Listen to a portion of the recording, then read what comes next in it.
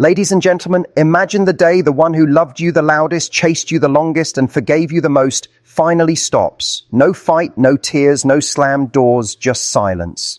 And in that silence, you realize the person you thought would never leave has built a life where you're no longer needed. That's not just a breakup. That's the moment the anxious walks away and the avoidance nightmare begins.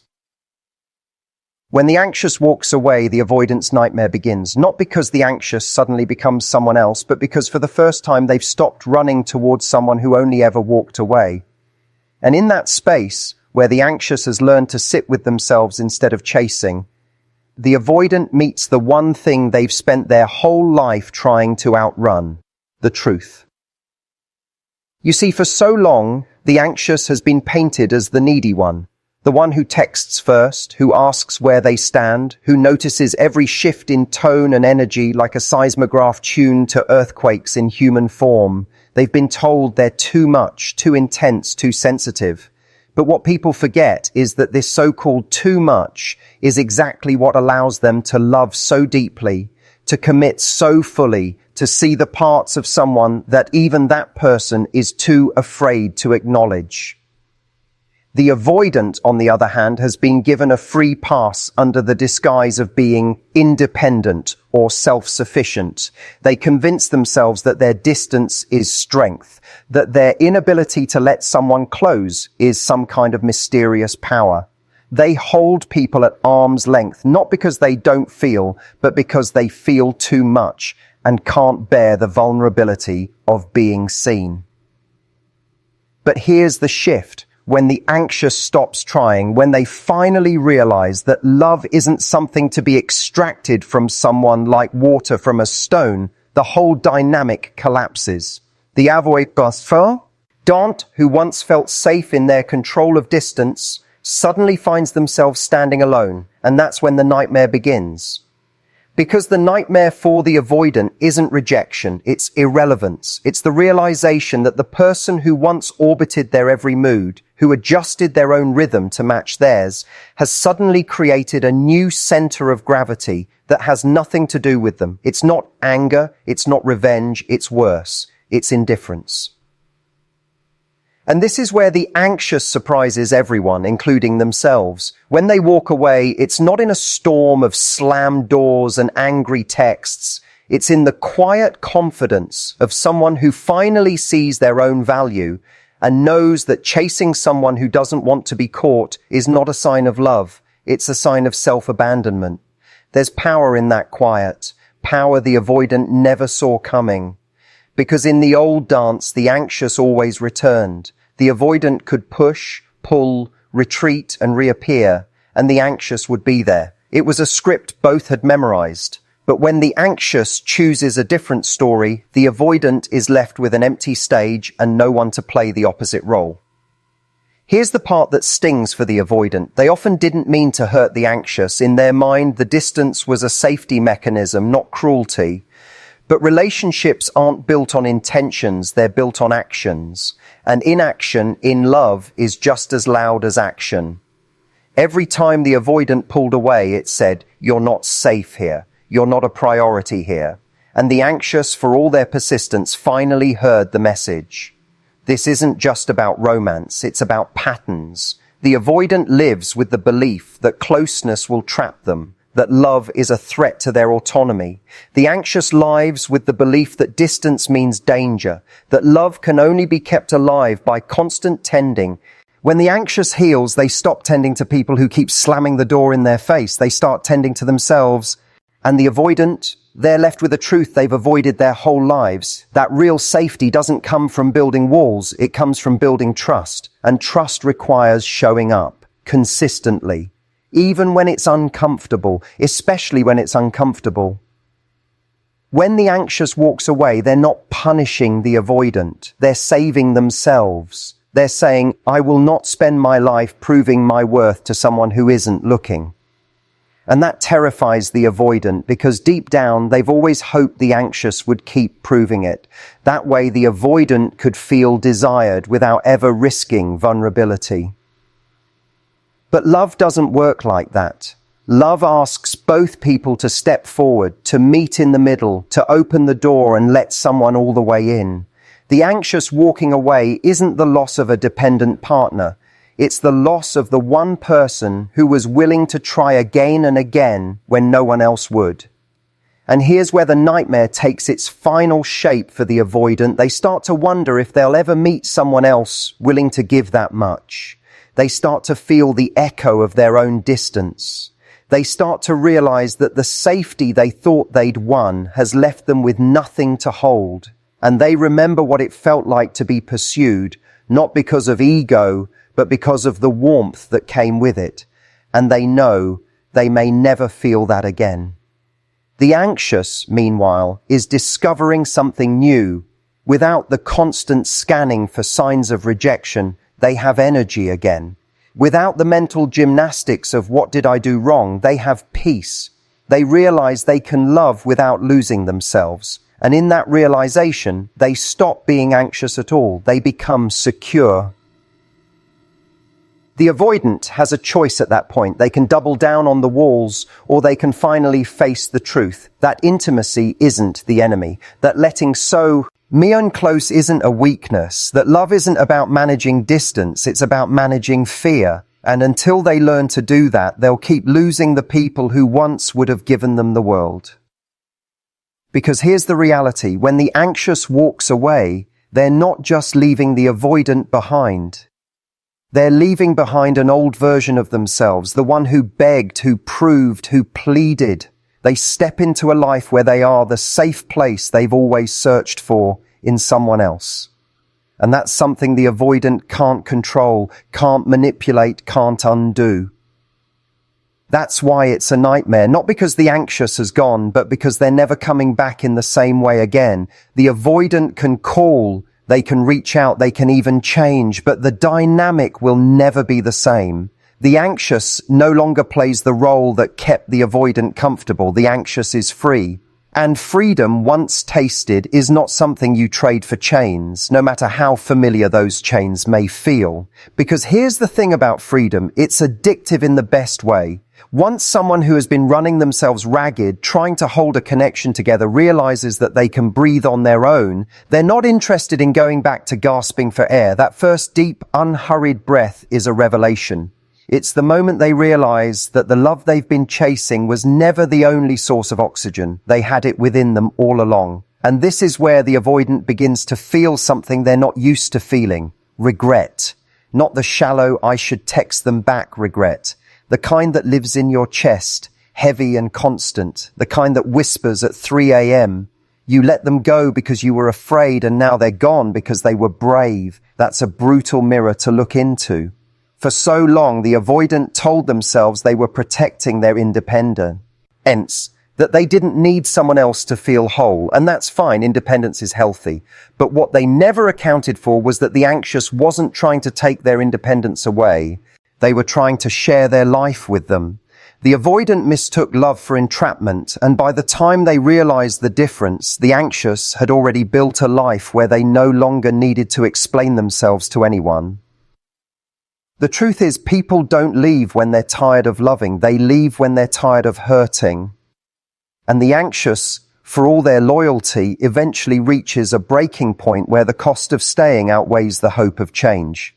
They stop making excuses for the avoidance behavior. They stop telling themselves that the crumbs of affection they receive are a sign that a feast is coming. They stop twisting themselves into shapes to fit into someone else's emotional limits. When they walk away, it's not about punishment, it's about preservation. They're not trying to hurt the avoidant, they're trying to stop hurting themselves. That's the shift the avoidant doesn't see coming. In their mind, the anxious will always come back because they always have. But every person has a final straw, and when it breaks, there's no ceremony, no warning, no long speech, just distance, and that silence is deafening. The avoidant starts to notice the absence in small ways. No good morning messages, no check-ins after a long day, no one noticing the subtle changes in their mood. At first, it feels like space, what they always said they wanted, but soon that space starts to feel like emptiness, and emptiness, unlike solitude, isn't peaceful. It's cold. It's isolating. It's a constant reminder that they pushed away someone who was willing to meet them where they were, even when that place was halfway to nowhere. And while the avoidant is wrestling with the loss, the anxious is having new conversations, both with themselves and with people who show up differently. They're learning that love can be steady without being boring, that affection doesn't have to be pried from someone's hands. That connection can feel like leaning in instead of chasing down. They're building trust with people who don't make them guess where they stand. And in that process, they're rewriting the story they've been told about themselves, that they're too much, too needy, too intense. They start to see those same traits as gifts. The way they care deeply, that's not a flaw, it's a superpower. The way they notice when someone is off, even if that person hasn't said a word, that's empathy. The way they fight for connection, that's passion. When those traits are matched with someone who values them, they stop being wounds and start being strengths. Meanwhile, the avoidant is discovering the shadow side of their strategy. Distance may protect them from pain in the short term, but it also keeps them from joy in the long term. You can't selectively numb feelings. You can't block out vulnerability without also blocking out intimacy. And once the anxious is gone, the avoidant is left with a lot of space but very little connection. It's the emotional equivalent of living in a fortress, safe but utterly alone.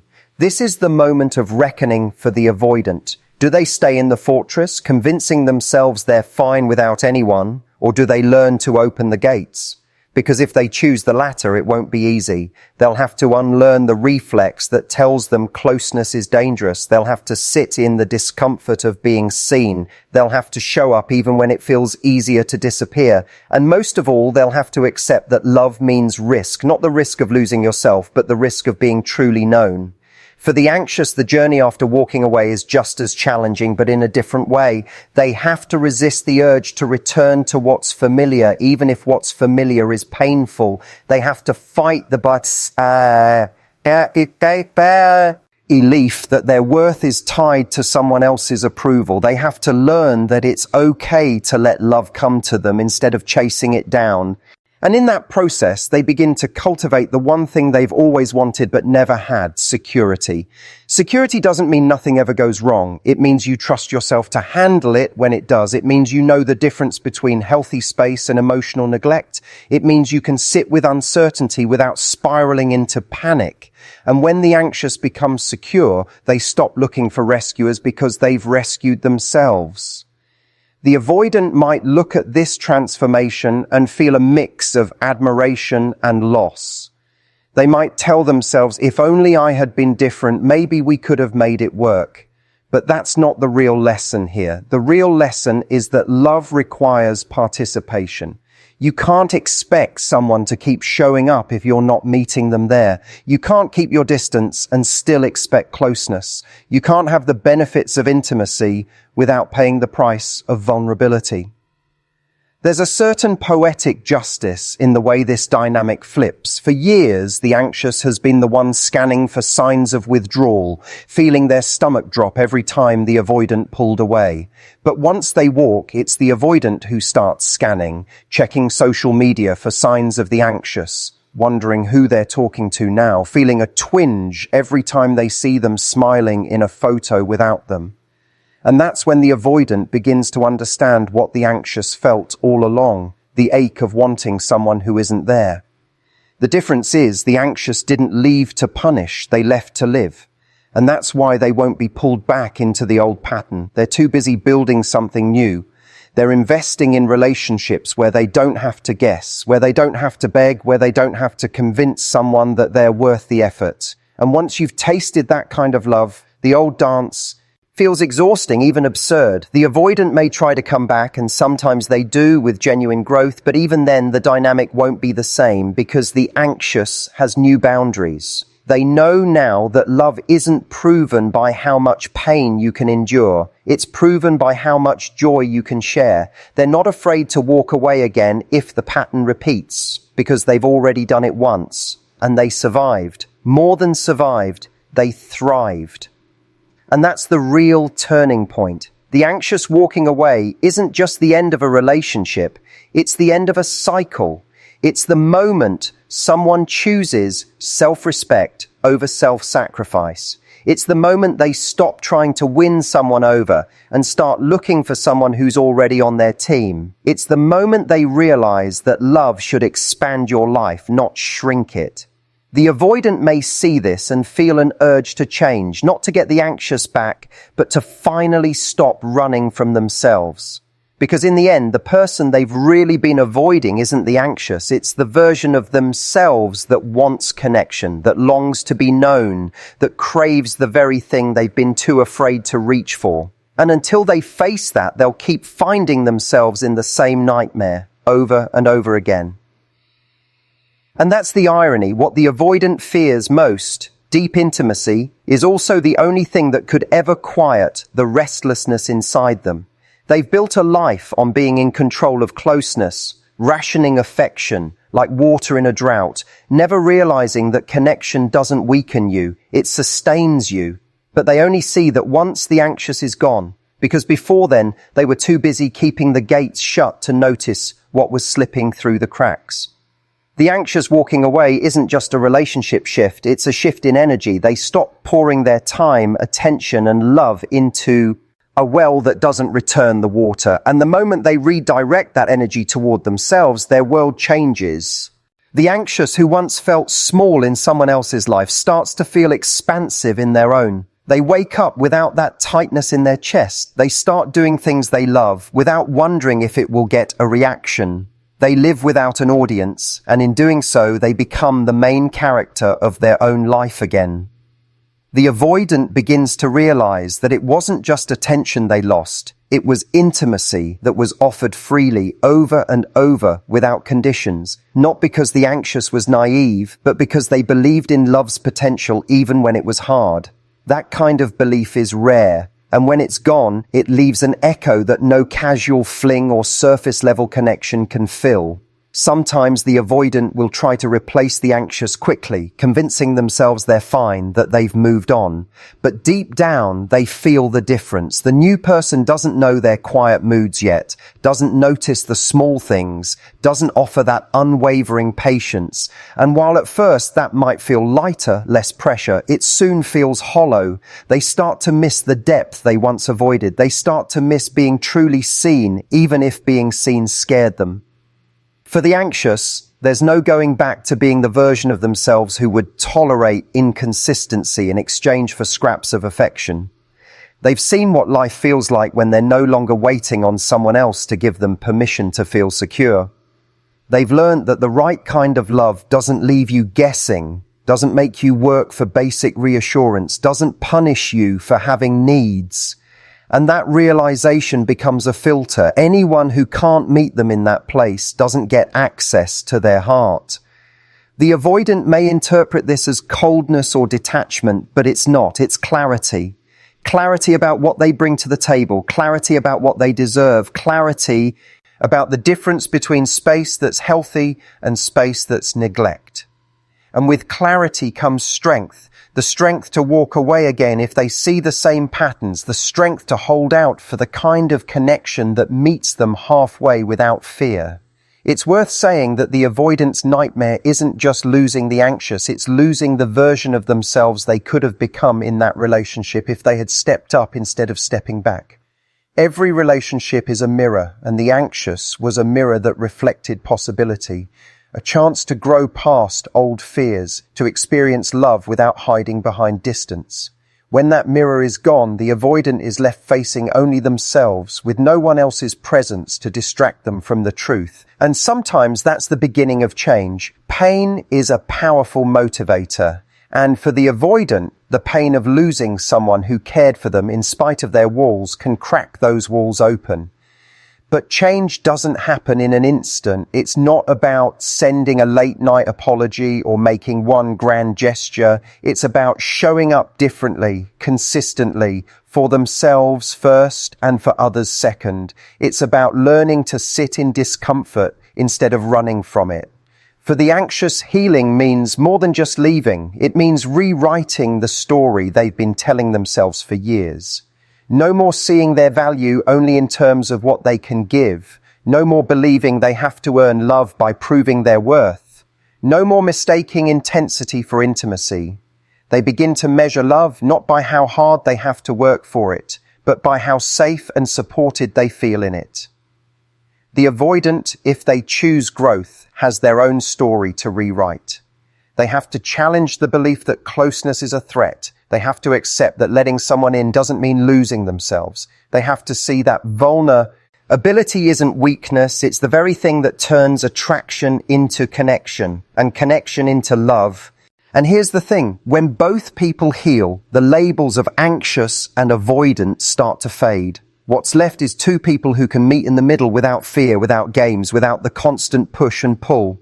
But that only happens when each person takes responsibility for their own part in the dynamic. The anxious has to stop chasing what runs. The avoidant has to stop running from what stays. Until that happens, the cycle repeats. And the anxious walking away is the clearest signal that they've decided not to play the same game anymore.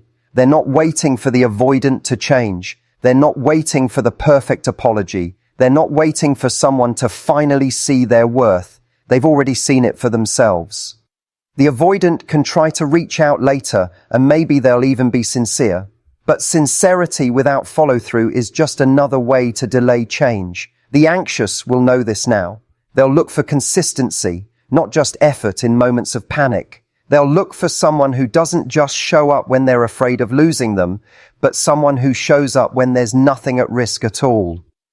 And that's the part that often surprises the avoidant the most, realizing that the anxious didn't want perfection. They just wanted presence. They didn't need someone to be flawless, just someone who was willing to show up honestly. All the avoidant had to do was let themselves be known, even when it felt uncomfortable. But because they couldn't, they taught the anxious the most important lesson of all, that they can love deeply and still walk away when they're not met there.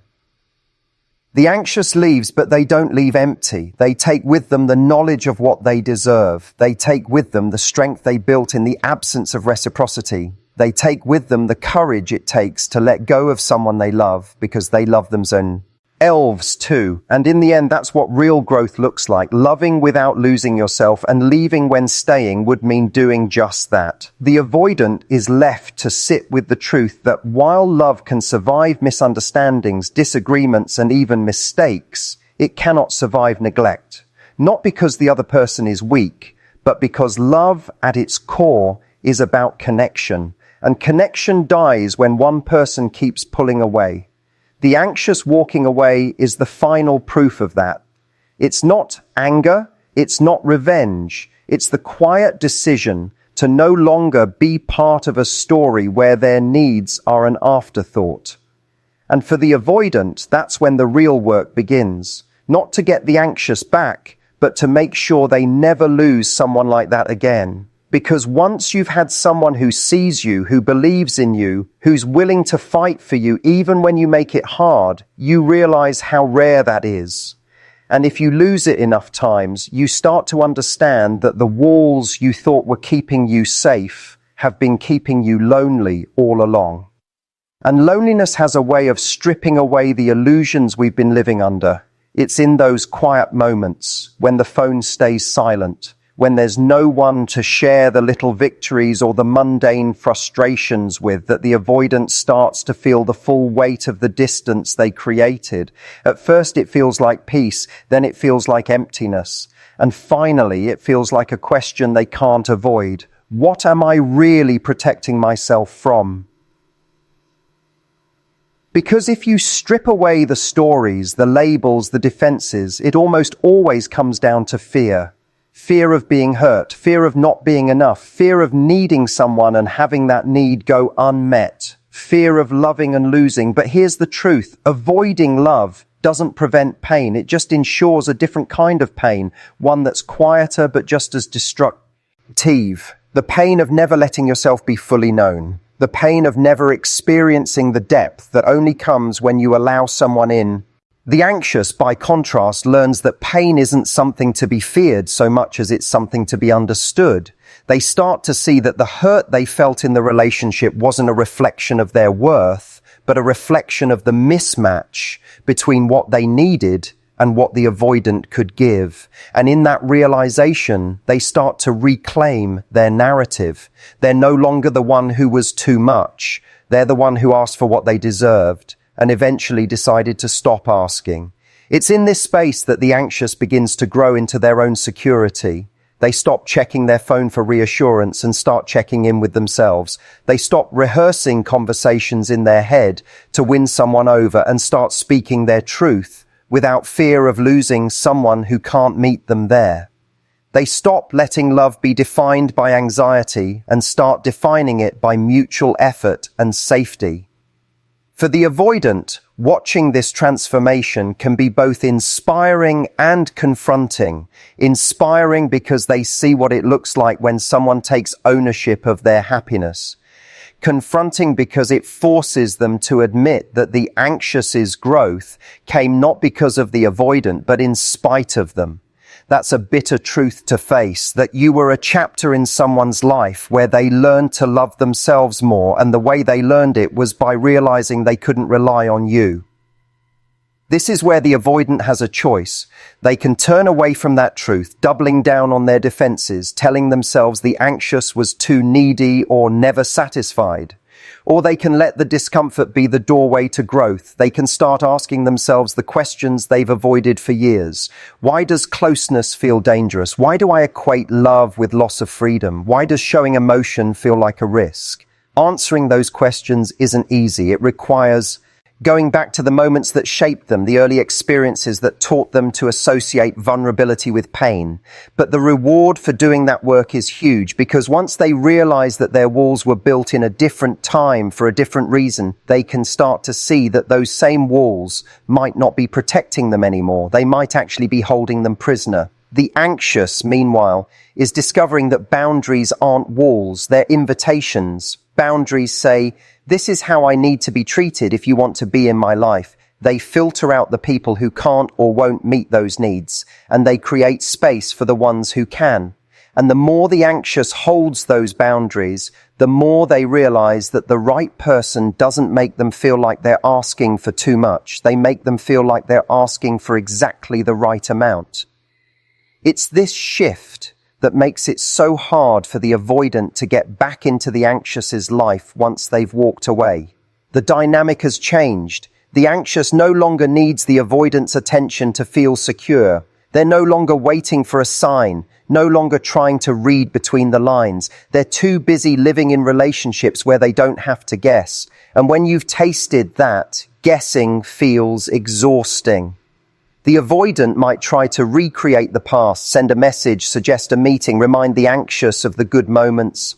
And maybe the anxious will respond with kindness, maybe even with warmth. But kindness isn't the same as re-entry. The anxious now understands that love isn't about holding on to every connection. It's about nurturing the ones that nurture you back.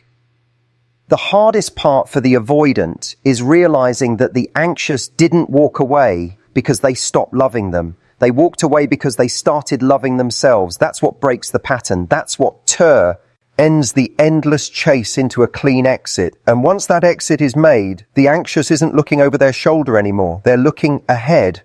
For the avoidant, this is the wake-up call, not because they can't get the anxious back, but because they can finally see the cost of their avoidance in real time. They see that the same behaviors that felt safe were the very ones that pushed away the safety they could have had in a loving relationship. They see that holding back affection to protect themselves didn't keep them from getting hurt. It just ensured that the hurt would come later when the person they cared about was no longer there. If they're willing, this can be the moment where they learn the most important truth about love, that intimacy and autonomy aren't opposites. You can be deeply connected to someone without losing yourself. You can share your life without surrendering your identity, and you can open your heart without guaranteeing heartbreak, because even if the relationship ends, you'll know you showed up fully without regret. The anxious already knows this now. They know that loving fully doesn't mean overextending and that walking away doesn't mean they failed. They've learned that they can both care deeply and protect their own peace. And with that knowledge, they start attracting relationships that reflect it back to them. People who give as much as they take, who show up as much as they're shown up for, who see their intensity not as a burden, but as a gift. The avoidant watching this from the outside begins to feel the absence more sharply. Not just the absence of the anxious, but the absence of their own willingness to risk. They start to wonder how many opportunities for connection they've let pass because they were too afraid to be known. They start to notice the moments they pull away in new relationships, and they start asking themselves why. And maybe if they're ready, they start doing the work. Not for the anxious, not for anyone else, but for themselves. Because deep down, they know they want the kind of connection they once ran from. They know that as much as they valued independence, they've also longed for someone to see the parts of them they've kept hidden. They know that the life they've built to be safe has also been a life that's kept them from being fully alive. The anxious has already stepped into that fullness. They're building a life that isn't defined by who stays or who leaves. They've learned that love is something they give and receive, not something they chase or beg for. And because of that, they carry themselves differently, not with arrogance, but with the quiet confidence of someone who knows they can survive loss and still be whole. For the avoidant, the nightmare isn't just that the anxious is gone, it's that they've proven it's possible to live without the avoidant entirely. And once that's proven, there's no leverage left. The dynamic is over. The game is done. What's left is the reality. If the avoidant wants connection, they can no longer rely on someone else doing all the work. They have to show up consistently, openly, vulnerably. And maybe that's the most hopeful part of the whole story. Because as much as this dynamic can be painful, it also holds the potential for transformation for both people. The anxious can learn to stand on their own, and the avoidant can learn to let someone in. And when that happens, the old story falls away, replaced by something new, something where love is no longer a battlefield, but a meeting place,